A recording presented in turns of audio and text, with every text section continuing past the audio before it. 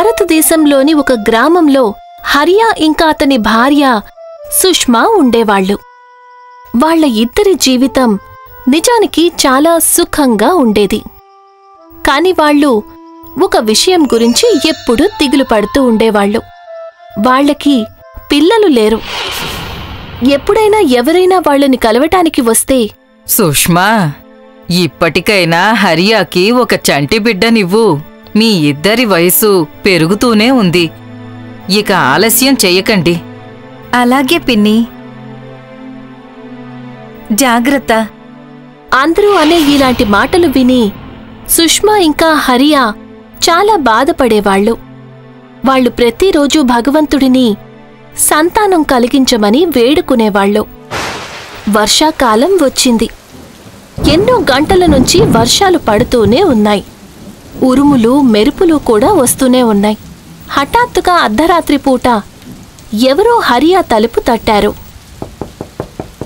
హరియా ఇంకా అతని భార్య తలుపు తెరిచి చూస్తే అక్కడ వాళ్లకి ఎవ్వరూ కనిపించలేదు. కాని ఎప్పుడైతే వాళ్లు కిందకి చూశారో, అయ్యో, ఇదేంటి? ఈ ఎలుక వర్షంలో తడిచి వణికిపోతుంది. సుష్మా, ఈ ఎలుక మామూలుదేమీ కాదు. దీనాకారం మిగిలిన ఎలుకల కంటే చాలా పెద్దది. అవునండి, కానీ ఇప్పుడు మనం ఏం చెయ్యాలంటారు?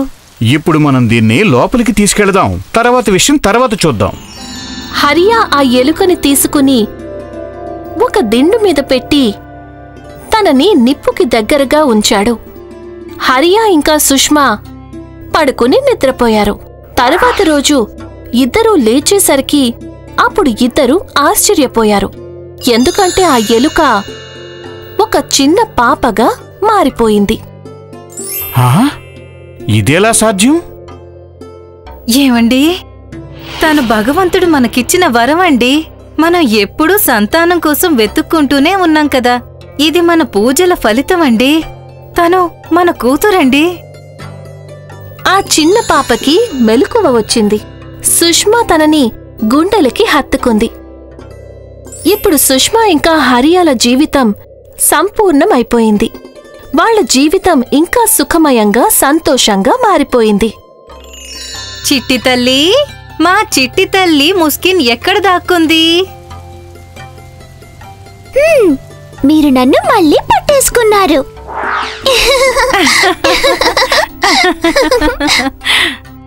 కాలం గడుస్తూ పోయింది. ఇక ఇప్పుడు ముస్కిన్ పెద్దదైపోయింది. ఇప్పుడు తను చాలా అందమైన అమ్మాయిగా మారింది. ఏమండి, ఇప్పుడు మనం ముస్కిన్ కోసం మంచి అబ్బాయిని చూడ్డం మంచిది. అది నిజమే.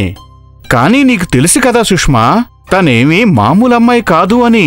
మరి తన కోసం ఎలాంటి వరుణ్ణి చూడాలి? అయితే పంతులు గారికి చెప్పండి, మన అమ్మాయి కోసం వరుణ్ణి వెతకమని. తరువాత రోజు ఉదయం పంతులుగారు ముగ్గురు అబ్బాయిలను తీసుకుని హరియా ఇంటికి వచ్చారు. ఇదిగో ఈ ముగ్గురు అబ్బాయిలు చాలా మంచి కుటుంబాల నుంచి వచ్చారు. ఇల్లు ఆస్తులు కూడా బాగున్నాయి. పైగా మొత్తం అందరూ పని కూడా చేస్తున్నారు. ఇతను మదన్. ఇతను ఒక రైతు. పైగా ఇతనికి 100 ఎకరాల పొలం కూడా ఉంది. తను శంభు. ఇతనేమో ఇనుము పనిచేస్తుంటాడు. ఇక ఇతను నందన్.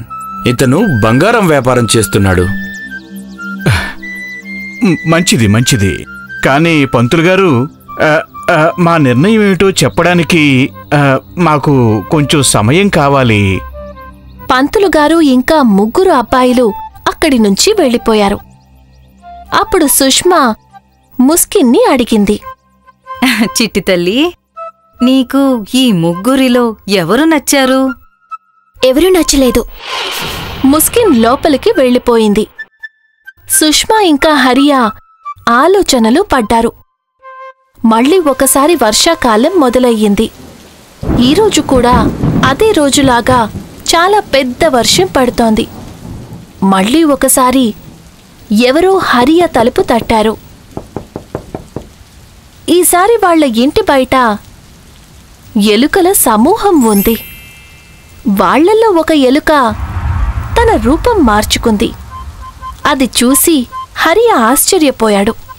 నమస్కారం. మీ అమ్మాయి మా సమూహంలో ఒకరు.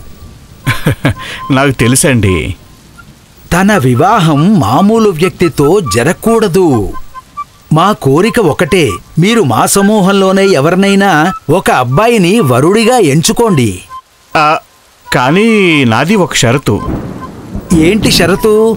నేను ఎవరిని ఎంచుకున్నా అతను తన రూపాన్ని మార్చుకుని ఎప్పటికీ ఇక్కడే మాతో పాటే ఉండిపోవాలి. అలాగే.